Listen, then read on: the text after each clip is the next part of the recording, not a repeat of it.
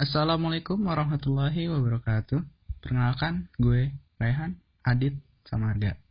Kali ini gue bakal nyampein pengalaman gue. Jadi gini bro, gue tuh kan baru masuk kuliah ya tahun ini. Nah, di kuliah ini tuh beda banget sama masa-masa di SMP sama SMA. Walaupun masih online, tapi kerasa banget lah vibes-nya. Mungkin dulu pas masih masa sekolah kita selalu diingatkan guru-guru, tapi sekarang kita mau bertanggung jawab sama diri kita sendiri. Mulai dari bawah sampai atas, dari kanan ke kiri, dari depan ke belakang. Semua diperhatikan sama guru-guru kita di sekolah. Tapi sekarang asal nilai bagus, dosen gak terlalu merhatiin. Nah, hal yang paling ditunggu-tunggu terutama bagi cowok-cowok nih. Boleh cenderung bebas masalah rambut, ada yang manjangin, ada yang botak, pokoknya bebas deh. Asalkan gak melanggar norma-norma yang ada di masyarakat. Nah, ngomong-ngomong soal rambut nih, ada nih model rambut yang namanya model koza. Jadi tuh ntar dicukur gini, terus gitu-gitu. Tapi tau nggak, kalau model kayak gitu tuh nggak boleh loh. Karena ternyata di hadis juga ada aturannya loh buat rambut. Jadi aturan mainnya kalau rambut itu nggak boleh setengah botak dan setengah panjang. Harus semuanya dicukur atau semuanya nggak dicukur. Nah banyak nih sekarang artis-artis yang rambutnya kayak gitu. Dan banyak juga orang yang ikut-ikutan bikin gitu. Padahal itu kalau dari sisi agama Islam kurang bener. Mungkin sekilas kayak kok lebih banget sih sampai rambut aja dirusin. Tapi kan tetap semua itu balik ke aturan. Kok dikit-dikit pakai ayat, dikit-dikit pakai hadis. Karena Islam tuh bukan hanya tentang ibadah ritual aja, tapi mengatur kita dari bangun tidur sampai tidur. Bahkan sampai hal kecil ini tuh diperhatiin banget loh. Nah nih bro, yang mau gue bahas. Banyak hal yang sebenarnya salah, tapi karena banyak yang melakukannya, hal itu jadi dianggap benar. Jadinya rasanya aneh aja ketika melarang hal-hal yang gak benar. Tapi kita anggap lazim gitu. Misalkan kasus kaum bubur gak diaduk. Melihat kaum bubur diaduk tuh jadi risih gitu. Setelah tahu bubur diaduk rasanya sama aja, terus lu mikir, sebenarnya gak masalah. Padahal masalah. Nah ini teman-teman salah satu bentuk. Nah balik lagi ke kasus yang tadi.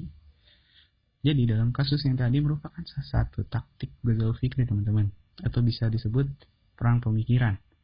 Nah, perang ini tuh bukan pakai senjata api ataupun senjata tajam, melainkan menggunakan ideologi-ideologi atau pemikiran-pemikiran. Nah, apa sih tujuannya? Tujuan yang gak lain gak bukan adalah agar umat Islam menjauhi atau bahkan membenci ajarannya agama sendiri. Nah, dalam Ghazal Fikri ada nih dalang di balik semua ini. Tidak lain tidak bukan adalah iblis laknatullah yang berjanji akan menyesatkan anak cucu Adam hingga kiamat. Ia bisa menyerang kita sebagai manusia dari segala sisi. Bisa melupakan kita kepada Allah, bahkan sampai saat sekaratul maut. Dalam perang pemikiran ini, iblis memiliki beberapa langkah untuk melakukannya. Pertama, bisikan. Iblis atau setan akan membisikkan hal-hal yang tidak baik, atau bahkan kejahatan secara samar dan rahasia. Itu ada di surat An-Nas. Nah, oleh karena itu, Allah selalu mengingatkan manusia agar selalu waspada terhadap bisikan setan. Kedua, membuat lupa atau insa'ah. Setan akan membuat kita lupa berzikir kepada Allah SWT. Lalu ilmu-ilmu yang telah kita ketahui menjadi lupa seperti hal tersebut seharusnya salah, tapi malah melakukannya. Ketiga, banyakan angan-angan. Jadi nih, setan selalu membuat berangan-angan kosong, seperti berjudi nanti akan menjadi kaya. Padahal kan kalau mau jadi kaya bukan berjudi lah, ya kerja.